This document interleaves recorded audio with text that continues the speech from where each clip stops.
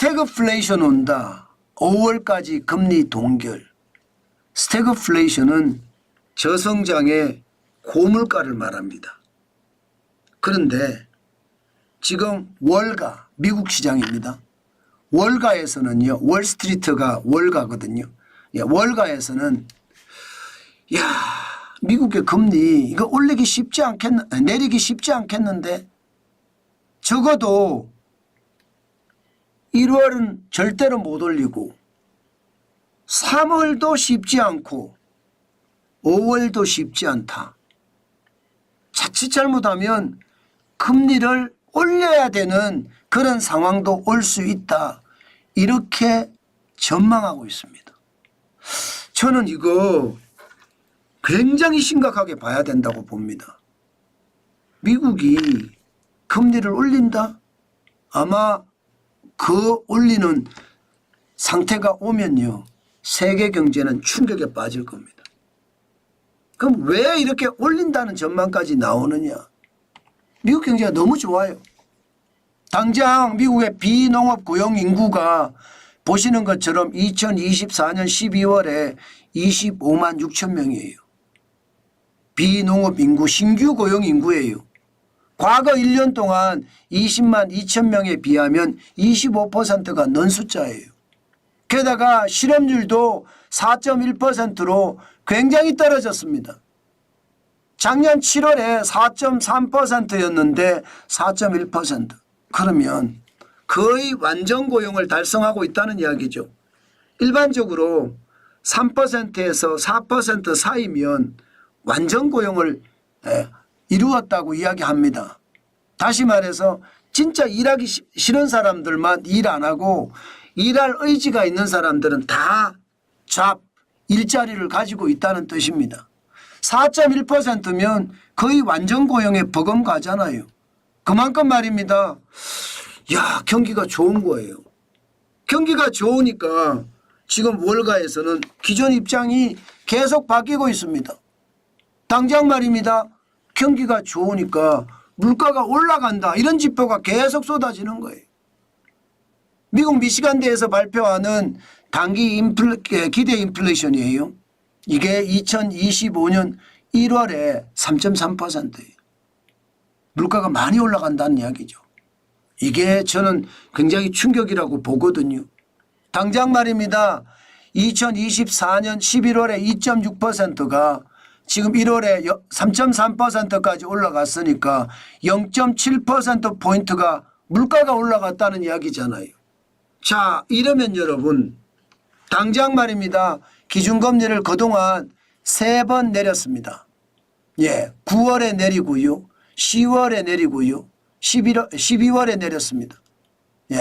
지금 9월에 내리고 11월에 내리고 12월에 내렸죠. 3번을 연속 내렸습니다. 1월 달에 내리느냐? 일단 안 내린다는 데 가장 큰 방점이 있고요. 문제는 물가까지 지금 기대 인플레이션까지 쑥 올라가고 나니까 2월도 동결이다. 5월도 동결이다. 죄송합니다. 2월은 없죠. 참 죄송합니다. 3월도 동결이다. 그리고 5월도 동결이다. 이렇게 나오는 겁니다. 문제는 올릴 수도 있다는 신호가 계속 나옵니다. 소비자 물가가 워낙 많이 올라가기 때문이에요. 이게 여러분 3.3%라는 숫자가 결코 낮은 숫자가 아니거든요. 인플레이션이 심각하다 이 이야기잖아요. 인플레이션이 심각하다. 물가가 많이 오른다는 이야기인데 이것은 여러분 스태그플레이션이라고 하는 저성장의 고물가 이거 기반이 될 수도 있다는 이야기가 나오는 거예요. 지금 현재로 봐서는 지표만 봤을 때는 당연히 소비자 물가가 올라갈 수밖에 없는 구조 그 구조가 결국은요 소비자 물가를 올릴 수밖에 없는 상황으로 발전하지 않겠느냐 지금 현재까지는 그렇게 나오고 있습니다. 진짜로 심각하다는 말 저는 들리지 않을 것 같은데요. 실제 소비자 물가를 보면 이게 금리를 올린다는 그런 엄청난 일이 벌어질 수도 있습니다. 미국의 소비자 물가 11월 달에 2.7%였거든요. 11월 달에 작년 11월 이게 말입니다.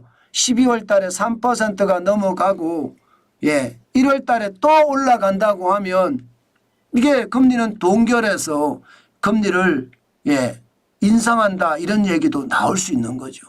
여러분 우리가 여기서 반드시 생각해야 될 점은 미국의 물가 상승은요. 대한민국에도 물가 상승으로 이어질 수밖에 없습니다. 그만큼 말입니다. 미국이 우리한테 직접적으로 영향을 미치는 것이 아니라 미국의 물가에 영향을 미치는 요소들 뭐 원유라든가 아니면 광물 자원이라든가 아니면 곡물 자원이라든가 이 수입할 거 아니에요. 여기다가 트럼프의 보편 관세 모든 수입품에 10 내지 20% 매긴다는 것 이것까지 감안을 하면 미국의 수입 물가는 굉장히 많이 올라갈 수밖에 없습니다. 이것은 우리도 마찬가지거든요. 우리도 원자재 가격이 올라가고요. 원유 가격이 올라가고 환율이 폭등하고 여기에다가 트럼프의 보편 관세까지 매겨지면요. 우리도 마찬가지로 어려움은 똑같아질 겁니다. 그렇게 됐을 때 과연 대한민국은 어떻게 할 것인가 아마도 고금리는 지속이 될 겁니다. 금리가 내리는 것은 은행들끼리 가상금리를 내려줄 수는 있을 거예요. 한국은행도 1월 달에 금리를 내리겠다 뭐 이런 의향이 충분히 있는 것 같습니다. 그러나 환율 때문에 쉽지도 않고요. 아마 지금 한국은행은 갈팡질팡할 겁니다. 그만큼 말입니다. 금리 인하의 속도가 너무 늦어진 것 아니냐 그런 이야기가 다시 한번 시장에서 나올 수밖에 없습니다. 여러분 분명한 것은요. 스태그플레이션은 분명히 터질 수 있습니다. 때문에 우리가 돈을 빌렸잖아요. 그러면 이자가 점점 폭탄이 될 수 있습니다. 이게 떨어진다고 가정을 하고 나는 투자를 더 해야 돼. 집을 사야 돼. 상가를 사야 돼. 빌딩을 사야 돼. 이렇게 단순하게 생각하지 마시고 반드시 말입니다. 시장의 흐름에 귀를 기울여 가면서 시장을 보는 것 지금은 절대적으로 필요하다.